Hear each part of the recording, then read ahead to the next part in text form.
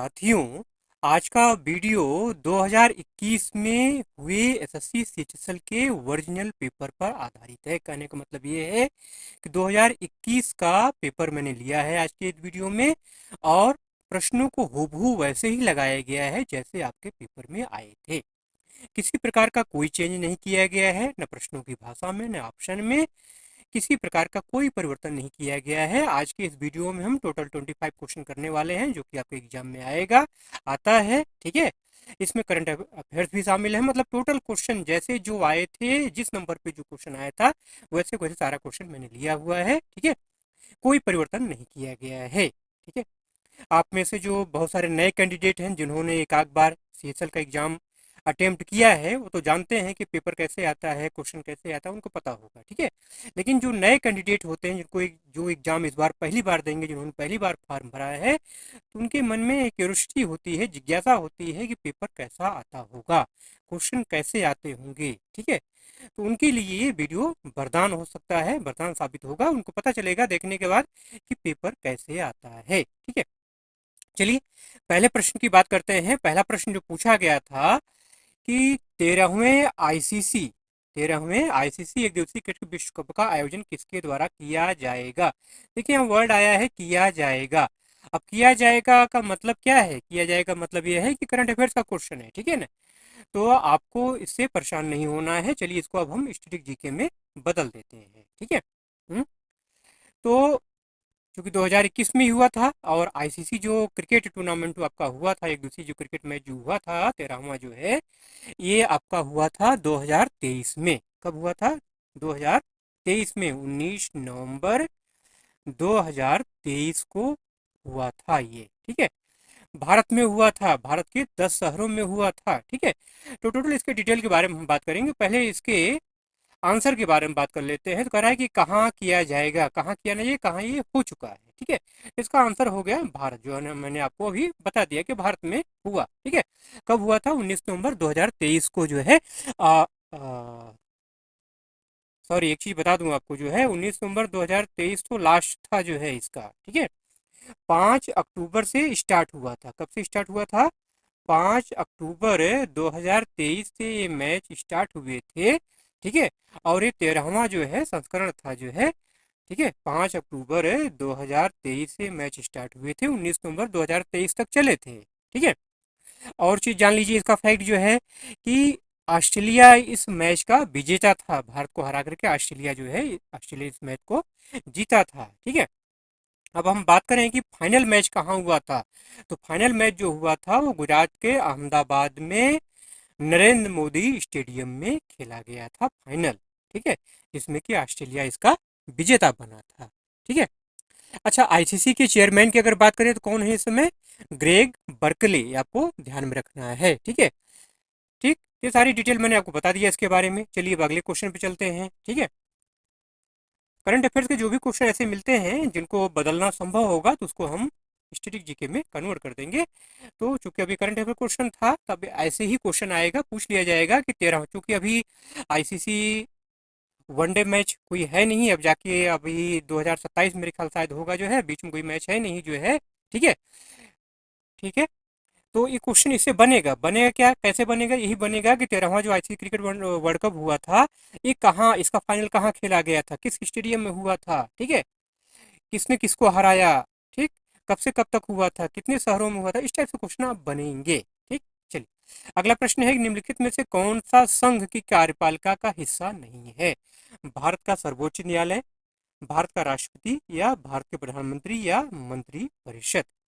ठीक है, तो देखिए जो भारत का सर्वोच्च न्यायालय होता है ना, वो कार्यपालिका का हिस्सा नहीं होता है। ठीक है, भारत का जो सर्वोच्च न्यायालय होता है वो क्या होता है? कार्यपालिका का हिस्सा नहीं होता है। तो भारत का सर्वोच्च न्यायालय इसका क्या है? इसका राइट आंसर है। ठीक है, कार्यपालिका जो का हिस्सा सर्वोच्च न्यायालय नहीं होता है। ठीक, अगला प्रश्न है, अब देखिए ये भी करंट अफेयर से संबंधित क्वेश्चन है कि मोहम्मद सलीमुल्लाह बनाम डैश डैश डैश के मामले में सर्वोच्च न्यायालय ने 2021 में कहा कि निर्वासित न होने का अधिकार अनुच्छेद 19 के साथ जुड़ा हुआ है और केवल भारतीय नागरिकों के लिए उपलब्ध है। ठीक है, वैसे इसके आंसर की अगर बात करूं तो इसका आंसर तो है भारत संघ। ठीक है, मोहम्मद सलीमुल्लाह बनाम भारत संघ, ये फैसला आया था। ठीक है, यहाँ जो समझने वाली बात है आपके लिए, जो काम की चीज है, वो है अनुच्छेद 19। अनुच्छेद 19 को समझना आपके लिए जरूरी है कि अनुच्छेद 19 है क्या। ठीक है, तो अनुच्छेद 19 जो है ये भाषण और अभिव्यक्ति की स्वतंत्रता से संबंधित है। ठीक है, अनुच्छेद 19 जो है भाषण और क्या, अभिव्यक्ति। ठीक है, अभिव्यक्ति, अभिव्यक्ति की स्वतंत्रता से संबंधित है अनुच्छेद 19। ठीक है, अब यहाँ आपको एक चीज क्लियर होगी, जो यहाँ देखिए साफ लिखा हुआ केवल भारतीय नागरिकों के लिए। जाहिर सी बात है ये अनुच्छेद जो है किसके लिए, विदेशियों के लिए थोड़ी होगा, भारतीय नागरिकों के लिए ही होगा। ठीक है, तो अनुच्छेद 19 क्या है, भाषण और अभिव्यक्ति की स्वतंत्रता है। ठीक है, और ये केवल भारतीय नागरिकों के लिए उपलब्ध है। ठीक, अगला प्रश्न है क्वेश्चन नंबर 4 की अगर बात करूं, क्वेश्चन 4 जो पूछा गया था 2021, अब देखिए ये भी करंट अफेयर से संबंधित क्वेश्चन है कि 2021 अभिनंदन सरोज राष्ट्रीय पुरस्कार के प्राप्तकर्ता कौन है। तो 2021 का जो अभिनंदन सरोज राष्ट्रीय पुरस्कार है ये अपर्णा सतीशन को प्रदान किया गया था। किसको, अपर्णा सतीशन को। ठीक है, अब यहाँ पे ध्यान देने की बात यह है कि अपर्णा सतीशन का संबंध किससे है, ये जानना आपके लिए बहुत जरूरी है।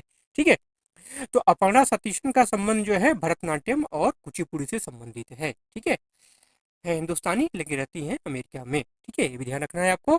और 2021 में इनको प्रदान किया गया था, ये तो आप जान ही गए। ठीक है, अगले प्रश्न पे चलते हैं।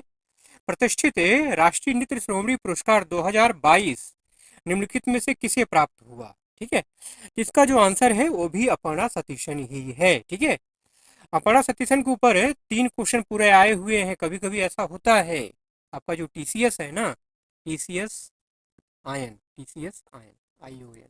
ठीक है, ये टीसीएस जो है कभी कभी कुछ लोगों के ऊपर मेहरबान हो जाती है। ठीक है, कभी कभी कुछ लोगों के ऊपर मेहरबान हो जाती है, कभी कभी ऐसा लगता है जिसके पास प्रश्न ही नहीं है, क्वेश्चन ही नहीं है। ठीक है, अपर्णा सतीशन के ऊपर 3 क्वेश्चन बनाया हुआ है। एक क्वेश्चन मैंने कराया, दूसरा क्वेश्चन करा, तीसरा क्वेश्चन आगे चलिए दिखाता हूँ।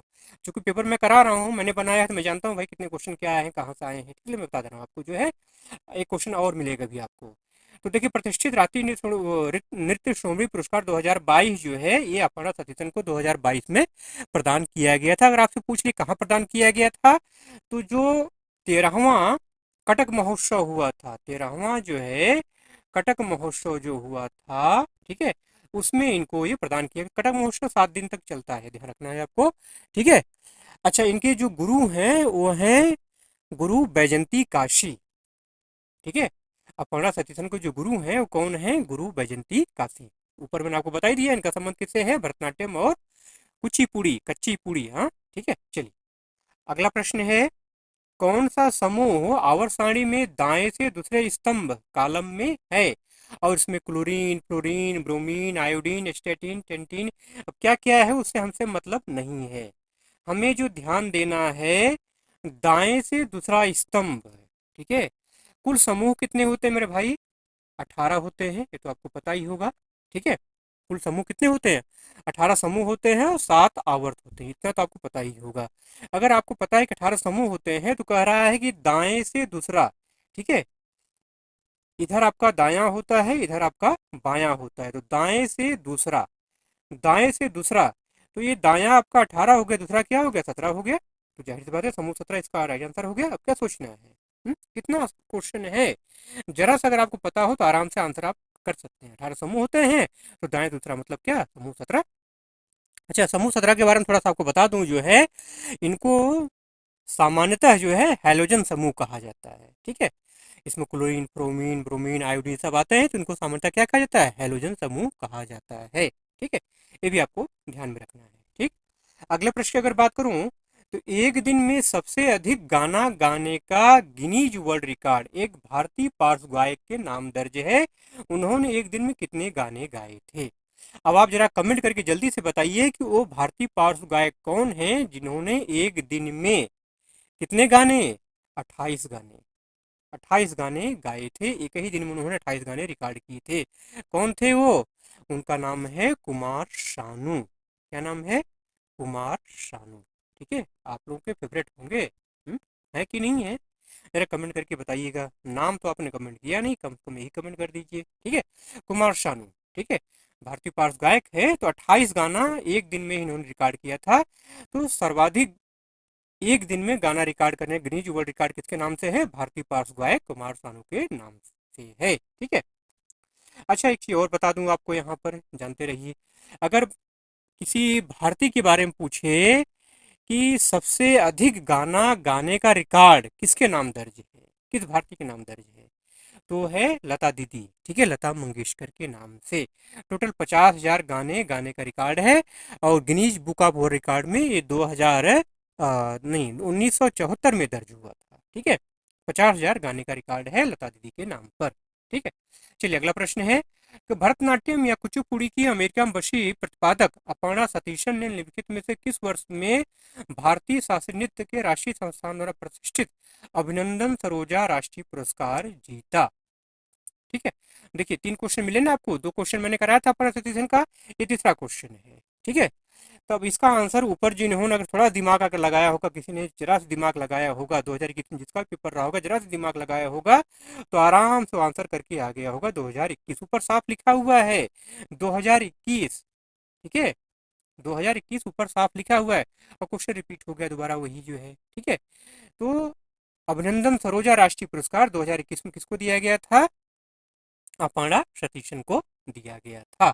ठीक है, अभी ऊपर मैंने आपको बताया भी था इनका संबंध किससे है, भरतनाट्यम और कुचिपुड़ी से है। मैंने ये भी बताया था कि अमेरिका में बसी हुई हैं। ठीक है, तो जो बातें मैंने ऊपर बताई थी उन्हीं बातों को जोड़ के क्या किया इन्होंने, टीसीएस ने अगला क्वेश्चन क्रिएट कर दिया। ठीक है भाई, मेरे पेपर का लेवल बहुत हार्ड नहीं आता है, बहुत ऐसा नहीं है कि बहुत क्या कहा जाए जो है, कौन सा शब्द इस्तेमाल करूं, मेरे पास शब्द नहीं है। बस इतना ही कहना चाहता हूं कि थोड़ा और कंटिन्यूअस आप लगे रहिए ना, लगातार आप लगे रहिए, प्रयास करते रहिए जो है।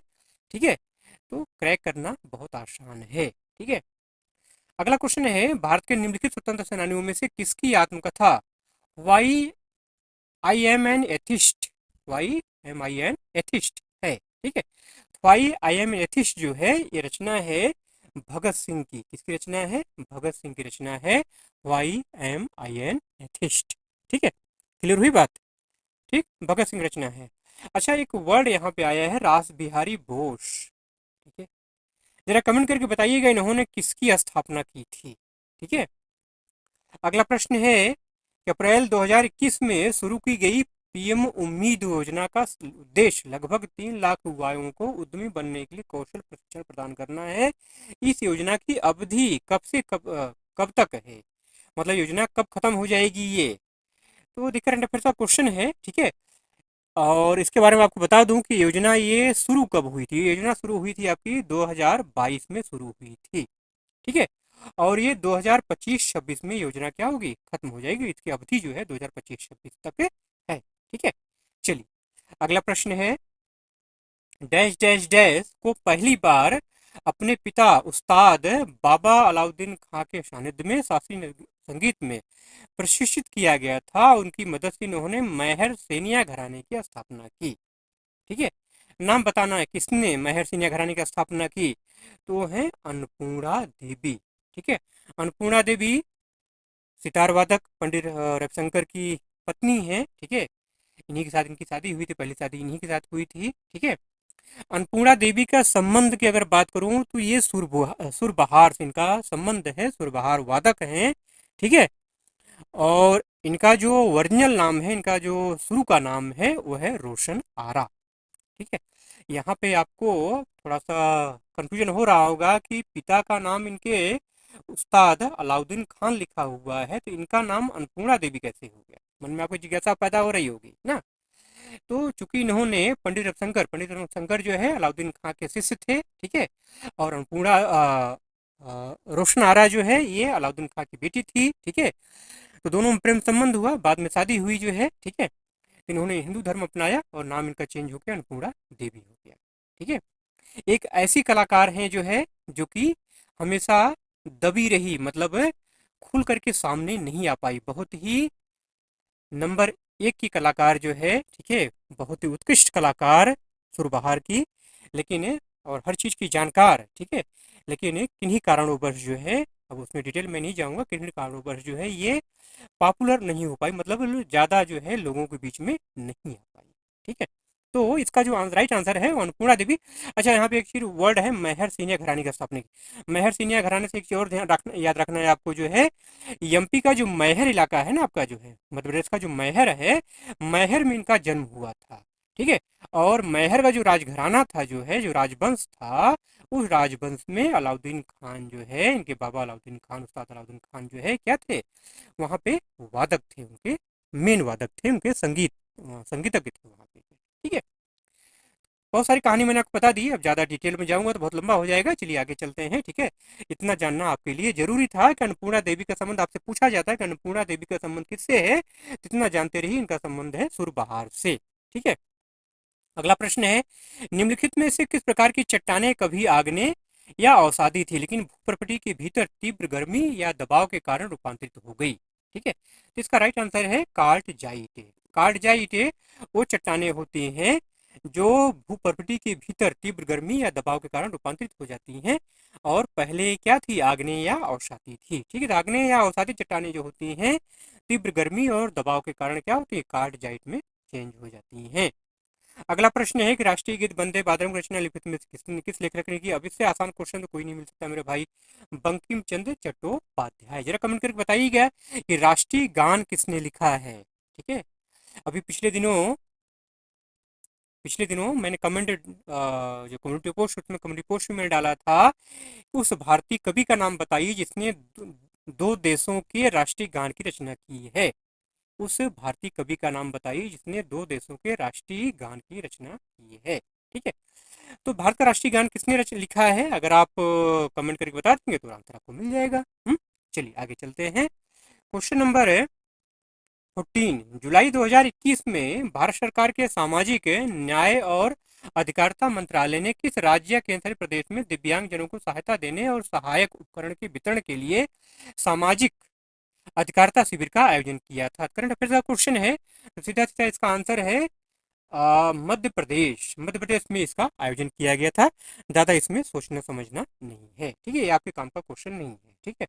अगला प्रश्न है कि 40 डिग्री और 60 डिग्री के बीच भूमध्य रेखा के उत्तर और दक्षिण में किस प्रकार के वन पाए जाते हैं, जहां वर्ष में 500 से लेकर 1500 mm के बीच अधिक वर्षा होती है। ठीक है। तो 40 डिग्री और 60 डिग्री के बीच जो वन पाए जाते हैं, ठीक है, वो जो वन पाए जाते हैं वो भूमध्य रेखा के उत्तर और दक्षिण में पाए जाते हैं, उनको बोलते हैं शीतोष्ण पर्णपाती वन। तो क्या कहा जाता है, शीतोष्ण पर्णपाती वन। यहाँ पे 500 से लेकर 1500 mm के बीच वर्षा होती है, अधिक भी हो जाती है। ठीक है। शीतोष्ण पर्णपाती वन। ठीक है। अब जरा कमेंट करके आपको ये बताना है कि भारत में असम में वो जगह है, उतना बता दे रहा हूँ आपको, क्लियर कर दे रहा हूँ कि असम में वो जगह है, भारत में कौन सी जगह है जहां पर इतनी वर्षा होती है, कितनी वर्षा होती है, इतनी वर्षा होती है। ठीक है। आपको कमेंट करके बताना है कि असम में वो कौन सी जगह है। अगला प्रश्न है कि बोल्ट उपकरण का प्रयोग किस खेल में किया जाता है। अब बोल्ट से वोल्टामीटर मत कंफ्यूज हो जाइएगा। ये जो बोल्ट उपकरण है ना, ये पर्वतारोहण में इसका प्रयोग किया जाता है। ठीक है। पर्वतारोहण में किसके लिए किया जाता है, गिरने से बचाने के लिए। ठीक है। मतलब कोई अगर गिर रहा है, गिरते हुए को पकड़ने के लिए जो है बोल्ट उपकरण का प्रयोग किया जाता है। ठीक है। चलिए अगले प्रश्न पे चलते हैं। निम्नलिखित में से कौन सा कृत्रिम रंग कर्मक, आहार पूरक, सास, सूप और शोरबा, बेकरी, डेयरी वसा और तेल, समुद्री भोजन, मसालों, ब्रेकफास्ट, मिठाई, सुविधा वाले खाद्य पदार्थों और पेय पदार्थों में इस्तेमाल किया जाता है। इसका जो राइट आंसर है वह है विनोनील येलो। ठीक है। विनोनील येलो का प्रयोग जो है इन सब चीजों में किया जाता है, आपको ध्यान में रखना है। ठीक है। अगला प्रश्न है कि पद्मश्री पुरस्कार से सम्मानित गुरु अमूबी सिंह को निम्नलिखित में से किस नृत्य शैली में महत्वपूर्ण योगदान के लिए पुरस्कृत किया गया था। तो गुरु अमूबी सिंह का संबंध है मणिपुर नृत्य शैली से। ठीक है। गुरु अमूबी सिंह का संबंध किससे है, मणिपुर नृत्य शैली से है। अब इनको ये बारे में थोड़ा सा मैं आपको डिटेल बता दूं, महत्वपूर्ण जानकारी आपको दे दूं जो है कि मणिपुर का जो पहला संगीत नाटक अकादमी पुरस्कार है वो गुरु अमूबी सिंह को प्रदान किया गया था। ठीक है। और एक चीज और जान लीजिए आप जो है, इन्होंने ही जवाहरलाल नेहरू मणिपुरी नृत्य अकादमी की स्थापना की है। जवाहरलाल नेहरू मणिपुरी नृत्य अकादमी की स्थापना अगर पूछा जाए किसने किया है, तो गुरु अमूबी सिंह ने किया है। ठीक है। अगर आपसे ये भी पूछ लिया जाए कि मणिपुर राज्य से पहला संगीत नाटक अकादमी पुरस्कार किसे प्रदान किया गया था, ठीक है, मणिपुरी राज्य का या मणिपुरी नृत्य शैली में किस मणिपुरी नर्तक को जो है सर्वप्रथम राष्ट्रीय संगीत नाटक अकादमी पुरस्कार प्रदान किया गया था। तो कौन है वो? गुरु अमोबी सिंह। ये आपको ध्यान में रखना है, ठीक है। ये हो गई डिटेल में बात। चलिए क्वेश्चन नंबर 19 पे चलते हैं। अच्छा, अगर प्रश्नों का सिलसिला अच्छा लग रहा हो, क्वेश्चन अच्छे लग रहे हो, वीडियो अच्छा लग रहा हो, मजा आ रहा हो, तो लाइक जरूर कर दीजिएगा एक। अगर न मजा आ रहा हो भाई, तो डिसलाइक ही कर देना आप, कोई जरूरी नहीं, दोनों ऑप्शन आपके लिए है, लाइक भी है डिसलाइक भी है। मजा आ रहा हो तो लाइक कर दीजिएगा, न मजा आ रहा हो तो डिसलाइक कर दीजिएगा। पता तो चले मेरे भाई आप चाहते क्या हो। हुँ? पता तो चले कि आप चाहते क्या हो, ठीक है, कुछ तो पता चले, लाइक डिसलाइक कुछ भी, ठीक है। क्वेश्चन नंबर 19 है, भारत में विदेशी मुद्रा भंडार जून 2000। अब देखिए, आज का जो पेपर मैंने लिया है इसमें लगभग ये शायद 5वां क्वेश्चन है करंट अफेयर्स का। 5 क्वेश्चन करंट अफेयर्स से आ गए। ऐसा होता नहीं है कितने क्वेश्चन करंट अफेयर्स से आ जाए। करंट अफेयर्स से ज़्यादा 2 या 3 क्वेश्चन, 2 क्वेश्चन बहुत ज़्यादा हद्दे हद्दे भागेगा, 2 क्वेश्चन, उससे ऊपर नहीं आने वाला है, ठीक है। लेकिन इस वीडियो में कम से कम 5-6 क्वेश्चन करंट अफेयर्स से आ गए हैं, ऐसा होता नहीं है। भारत में विदेशी मुद्रा भंडार जून 2021 में डैश डैश की सीमा चिन्ह को पार कर गया। तो जून 2021 की अगर बात करूं तो 600 बिलियन डॉलर, 600 अमेरिकी बिलियन डॉलर में जो है ये पार कर गया था। अब आपके काम की बात यह है कि आपको वर्तमान जानना है, वर्तमान में जो है क्या स्थिति है विदेशी मुद्रा भंडार की भारत के, ठीक है। तो वर्तमान में जो स्थिति है वो है 640, 640 41, 640 41, ये चल रहा है, इसी रेशियो में चल रहा है, ऊपर नीचे हो रहा है, ठीक है। तो ये मैं आंकड़ा जो बता रहा हूँ आपको, ये फरवरी का बता रहा हूँ, फरवरी 2024 का आंकड़ा बता रहा हूँ। 640 था, ठीक है, बीच में 641 हुआ, फिर डाउन हुआ है, तो 640 41 ये चल रहा है भारत का विदेशी मुद्रा भंडार बिलियन डॉलर में, ठीक है। अगला प्रश्न है, इनमें से कौन सेट द बॉय फ्री के लेखक हैं? सेट द बॉय फ्री के लेखक जो है जानी मार है। कौन है? जानी मार, ठीक है। एक ऑडियो बुक है, क्या है? ऑडियो बुक, ध्यान रखना है आपको, ये ऑडियो बुक है और जानी मार एक गिटारिस्ट है जो है। सेट द बॉय इन्हीं की रचना है, इन्हीं की आवाज में है, ठीक। अगला प्रश्न है, उस अवयव की पहचान करें जो प्रकाश संश्लेषण के लिए आवश्यक प्रकाश ऊर्जा को अवशोषित करने में मदद करता है। तो कैरोटीनॉइड, ध्यान रखना है आपको, कैरोटीनॉइड आपको ध्यान में रखना है। कैरोटीनॉइड जो है ये फोटो ऑक्सीडेटिव क्षति जो होती है ना उसके खिलाफ संरक्षक का कार्य करता है, ठीक है। क्या होता है कैरोटीनॉइड जो है? ये पौधों द्वारा निर्मित पीला, नारंगी, लाल रंग का जो है जैविक द्रव्य होता है, ठीक है। पीला नारंगी मतलब जितनी भी ऐसे फल है ना जो पीले, नारंगी या लाल रंग के जो फल होते हैं उसमें कैरोटीन पाया जाता है, ठीक है। कैरोटीनॉइड क्या करता है? कैरोटीनॉइड जो है ये फोटो ऑक्सीडेटिव क्षति के खिलाफ क्या करता है? संरक्षण का कार्य करता है, ठीक। अगला प्रश्न है, निम्नलिखित में कौन सा उपन्यास अमिताव घोष ने नहीं लिखा है? तो the shadow line, sea of poppies, the circle of reason, ये तीनों अमिताभ घोष की रचना है, लेकिन अ सुटेबल बॉय ये अमिताभ घोष की रचना नहीं है। किसकी रचना है? ये है विक्रम सेठ की रचना, ठीक है, पूछा जाता है अक्सर, ठीक है, कि अ सुटेबल बॉय किसकी रचना है? तो विक्रम सेठ की रचना है अ सुटेबल बॉय, ठीक। अगला प्रश्न है, एक इलेक्ट्रॉन सूक्ष्मदर्शी से देखने पर कौन से कोशिकांग या तो गुच्छे में या एकल रूप में छोटे बिंदुओं के रूप में दिखाई देते हैं जो कोशिका द्रव में स्वतंत्र रूप से तैरते रहते हैं? तो इसका जो राइट आंसर है वो है राइबोसोम। अच्छा, राइबोसोम करता क्या है? राइबोसोम ये प्रोटीन का उत्पादक है। क्या है? प्रोटीन उत्पादक है, ये आपको ध्यान में रखना। कभी पूछा जाता है कि राइबोसोम क्या पैदा करता है? प्रोटीन का उत्पादक है, ठीक है। अगर आपसे रिक्तिका के बारे में पूछ लिया जाए, रिक्तिकाएं क्या होती हैं, तो पहले तो जान लीजिए रिक्तिकाएं जो कुल कोशिका के आयतन का लगभग 90% होती हैं, आपको ध्यान में रखना है, ठीक है। और रिक्तिकाओं में जो है नमक है, खनिज है, पोषक तत्व है, इनका काम है इनको स्टोर रखना और पौधों को पोषण के लिए प्रदान करना, ठीक है। यहाँ पे गाल्जी उपकरण या गाल्जी काय के बारे में जान लीजिए। गाल्जी काय जो है ये प्रोटीन की पैकेजिंग और स्राव का कार्य करता है, ठीक। चलिए अगला प्रश्न है कि गढ़वाल में रेनी गांव 1970 में हुए किस पर्यावरण आंदोलन के लिए मशहूर है? गढ़वाल की बात आए और चिपको आंदोलन की बात ना हो ऐसा हो ही नहीं सकता। ठीक है, तो गढ़वाल का रेनीगांव 1970 मतलब चिपको आंदोलन। ठीक है, अब चिपको आंदोलन की शुरुआत किसने की, ये आपको ध्यान रखना है, महत्वपूर्ण फैक्ट ये है, सुंदरलाल बहुगुणा। सुंदरलाल बहुगुणा, ये आपको ध्यान में रखना है। ठीक है, सुंदरलाल बहुगुणा। ठीक है, ये आपको ध्यान में रखना है, इन्होंने इस आंदोलन की अगुवाई की थी। ठीक, क्वेश्चन नंबर 25 लास्ट क्वेश्चन है ये, निम्नलिखित में से कौन भारतीय ग्रैमी पुरस्कार के विजेता है। वीडियो छोड़ के भागिएगा मत, लास्ट क्वेश्चन चलिए हो गया खत्म, चलते हैं अब जो है इसके बारे में डिटेल में बात करने वाला हूँ, ग्रैमी पुरस्कार के बारे में, जो कि पिछला है, पिछले चीज के बारे में पूछा जा रहा है।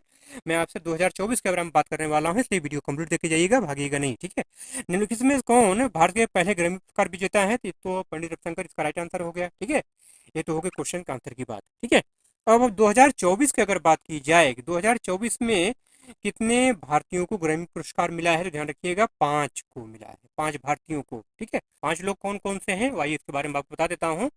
पहले नंबर पर है जो है तबला वादक जाकिर हुसैन। कौन है, तबला वादक जाकिर हुसैन। ठीक है, नंबर 2 पर है राकेश चौरसिया। ठीक है, भैया राकेश चौरसिया कौन है, ये हरिप्रसाद चौरसिया के क्या है, सुपुत्र हैं, बांसुरी वादक हैं। ठीक है, और तीसरे नंबर पर हैं जो है शंकर महादेवन। शंकर महादेवन कौन है, ये गायक हैं। ठीक है, शंकर महादेवन। और चौथे नंबर पर कौन है, चौथे नंबर पर है वायलिन वादक जो है गणेश गणेश राज गोपालन, गणेश राज गोपालन। ठीक है, अब 5वें नंबर पर है जो है ताल वादक जो है सेल्व गणेश। ताल वादक जो है 5वें नंबर पर कौन है, ताल वादक सेल्व गणेश। ठीक है, सेल्व गणेश।